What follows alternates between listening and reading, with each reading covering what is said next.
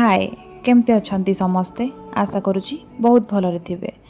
तो चलंतु परिबा धोइबा ता सहित किछि कथा हबा।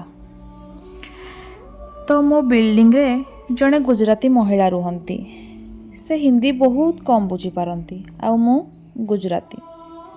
प्रथमे तो एया लागुथिला कि भाषा जदि न मिलिला तो कथा आगो को केमिति बढ़िबो, किंतु धीरे धीरे बुझी पारिली कि असल परिचय शब्दरू नुह हृदय गढ़ी उठे ना कौन। केबे केबे से किछि कहि दियंती किंतु मते बुझिबारे प्रॉब्लम हुए, आउ मो कहे तो तांको बुझिबारे प्रॉब्लम हुए। किंतु गोटिए जिनिस एमिति थिला जोटा आमे सबु बेले बुझी नउथिलु, आउ सेईटा हैला दुहे दुही को हस।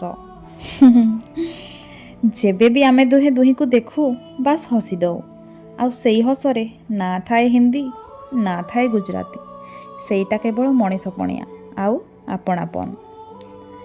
सेतेबेले अनुभव हैला कि भाषा अलगा होई पारे किंतु हृदयर भाव सबु जगार एका भली होई थाए। काहेकि ना हस भाषा देखे ना, केवल मଣିଷର हृदय को छुई थाए। शेषरे मु एतिकी शिखिली कि भाषा आमको अलगा करि पारे किंतु प्रेम आउ हस सबुबेले मଣିଷ को गोटिए जगार बांधि रखि थाए।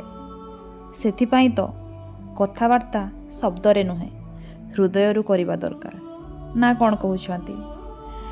ठीक कहिथिले। आपण मानकर रिप्लाईटी निहाती रखिबे।